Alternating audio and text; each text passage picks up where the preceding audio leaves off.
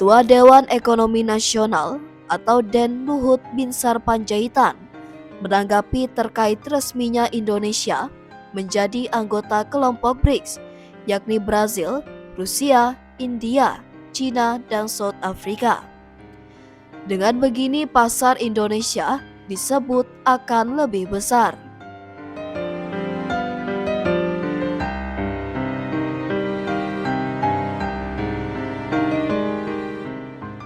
Luhut menyebut Indonesia adalah negara berdaulat dan besar sehingga tidak berpihak kepada satu negara manapun.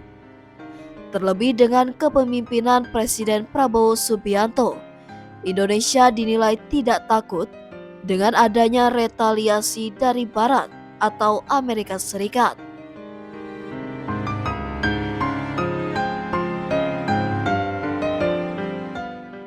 Ketua Dewan Ekonomi Nasional Luhut Binsar Panjaitan menanggapi isu bagaimana keberpihakan Indonesia usai bergabung dengan blok ekonomi BRICS. Menurutnya, Indonesia terlalu besar untuk berpihak ke kelompok blok negara. Politik bebas aktif serta kemerdekaan dalam membangun komunikasi politik dan ekonomi harus terus digenggam Indonesia. Luhut menekankan bergabung Indonesia dengan BRICS membawa keuntungan ekonomi bagi Indonesia yang lebih memiliki pasar yang lebih luas. Namun menurutnya, Indonesia harus tetap hati-hati dengan kondisi global yang tengah tertekan. Misalnya seperti kebijakan ekonomi Amerika Serikat kepada China dan krisis energi di Eropa. Apa keuntungan kita dengan BRICS? Ya market kita lebih besar. Karena ini masalah kalau kita tidak hati-hati dengan persoalan yang ada di Tiongkok sekarang dan juga persoalan di Eropa, di mana gas sekarang dari Rusia di stok mereka. Itu akan terjadi nanti masalah krisis energi di Eropa, dan dia turunkan ke China, dan China masalah ekonominya juga sekarang lagi kurang baik, dan Amerika kita uncertainty-nya tinggi karena tarif itu yang belum jelas mau berapa persen dinaikkan oleh Presiden Trump. Jadi kombinasi masalah ini memang betul-betul kami cermatin dengan baik. Jadi itu salah satu tugas DEN. Sementara itu, Luhut mengaku DEN akan memberikan sejumlah masukan kepada Presiden Prabowo Subianto terkait kelanjutan maupun kebijakan seperti apa yang akan dilakukan usai bergabung dengan BRICS.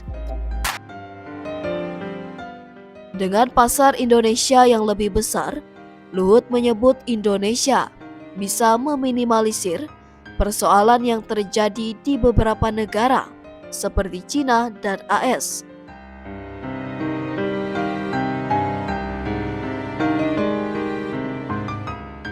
Mengenai BRICS, kita negara berdaulat, negara besar.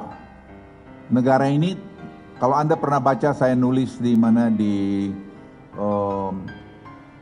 South China Sea, South China Sea, saya katakan Indonesia is too big to lean to any country. Indonesia terlalu besar untuk berpihak kepada satu negara. Ya maksud saya waktu itu China dan Amerika. Kita tidak perlu, apalagi sekarang ini, apalagi dengan presidennya seperti Pak Prabowo, tidak perlu. Jadi kita perlu merdeka, perlu independen. Ya sedikit nakal-nakal lah, menunjukkan bahwa kita punya punya say juga.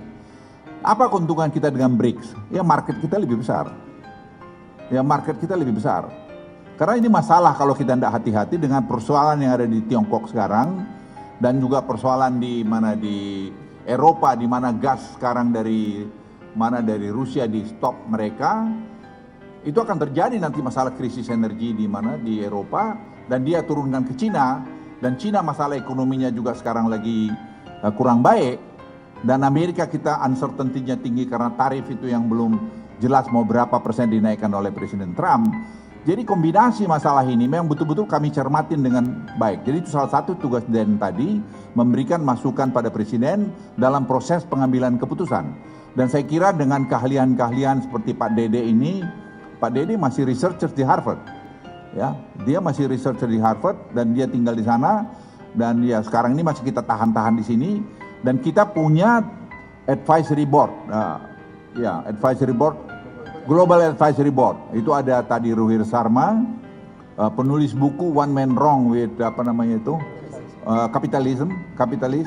Ada juga kita punya tadi Ray Dalio adalah salah satu pemain market yang sangat besar, jadi kita tahu kira-kira mau kemana arahnya. Kemudian kita juga punya dari bekas wakil bank sentral dari Cina.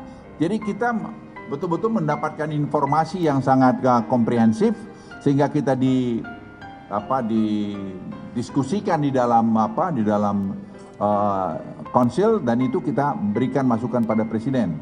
Jadi saya pikir ini yang dulu waktu zamannya pemerintahan yang lalu kita tidak pernah sempat punya. Kita semua banyak action karena memang kebetulan belum ada ini. Jadi berangkat dari pengalaman itu dengan ada ini, ya presiden bilang juga, dia bilang, Pak Ketua, ini berarti saya benar juga membuat DEN ini. Ya saya bilang kalau presiden pasti benar lah, saya bilang gitu. Jadi ingin saya sampaikan pada Anda, ini akan sangat efektif menghadapi keadaan ekonomi dunia dan juga tentu domestik kita sendiri tadi mengenai purchasing power kita yang agak lemah, bagaimana kita dorong. Sekarang jawaban-jawaban itu disiapkan karena saya pikir seperti Pak Arif Ansori, ya dia dengan kepakarannya dia punya kebebasan untuk melakukan sekarang studi apa yang harus kita lakukan dengan data-data yang ada. Kemudian kita juga nangkap dari market dengan adanya si Harry adalah di market yang menangkap tadi bagaimana market merespon setiap policy yang kita buat dan apa yang market tidak suka dengan kita supaya kita segera respons juga untuk ke depan. Jadi saya pikir kami cukup kredibel menurut saya untuk memberikan respons untuk Indonesia bisa high income country paling tidak 2040 menjadi negara maju mungkin 2050 ke depan. Saya sangat confidence melihat itu karena kita punya hilirisasi, kita punya tadi macam-macam hilirisasi sudah, dan tadi genomic sequencing yang akan dibuat sehingga bibit-bibit kita perbaiki. Kemarin saya juga lapor presiden, saya beritahu presiden kita punya kelapa sawit yieldnya per hektar itu hanya mungkin 1,8 ton. Dengan tadi pengayaan, pemurnian bibit di kelapa sawit kita bisa bikin 6-7 mungkin 8 ton per hektar. Jadi kalau kita punya 16 juta mungkin kita tetap target kita 100 juta ton per tahun untuk produksi kelapa sawit bisa kita capai sehingga nanti kebutuhan untuk pangan dan kebutuhan untuk tadi minyak goreng dan kebutuhan ekspor itu masih bisa terpenuhi. Jadi semua kita lihat equilibriumnya. Misalnya kita juga melihat bibit bawang putih. Kita import 700 juta dolar setahun. 770. Sekarang kalau kita punya bibit sendiri, ya katakan 20% kita bisa penuhi bertahap karena itu butuh waktu untuk bikin genom itu, dan genom ini teknologinya sekarang sudah jalan, sudah mulai kita kerjakan, kita bertahap. Misalnya juga kejadian kokoa itu kita butuh 800 juta, kita hanya punya 2 juta, lainnya kita mesti impor. Itu semua uang dan kualitasnya bukan kualitas yang bagus. Nah sekarang kita akan lahirkan itu semua. Sekarang ungguin nanti wartawan bisa, presiden sudah mau meninjau pusat researchnya itu di herbal itu dan hortikultura di Humbang Hasudutan. Saya minta masih 2 bulan biar kita sempurnakan sebelum nanti presiden ke sana. Jadi kita tidak perlu lagi hanya bilang Thailand aja. Indonesia juga punya.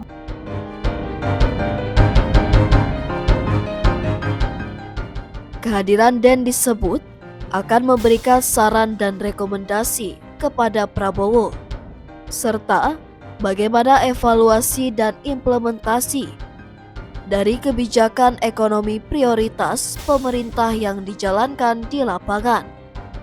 Sebelumnya, pemerintah Brazil mengumumkan Indonesia telah resmi menjadi anggota penuh BRICS. Pengumuman itu disampaikan pada Senin, 6 Januari waktu setempat.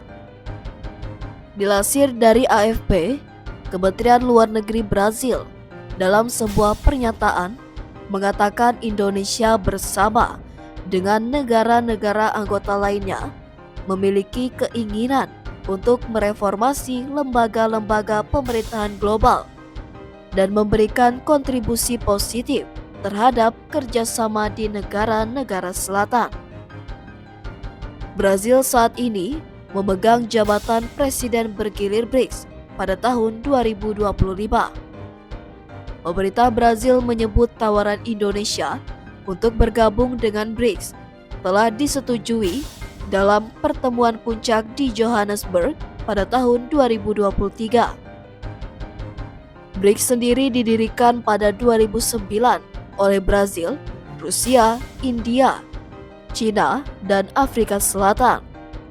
Selain Indonesia, sejumlah negara baru yang bergabung dalam BRICS Plus adalah Iran, Mesir, Ethiopia, Arab Saudi, Uni Emirat Arab,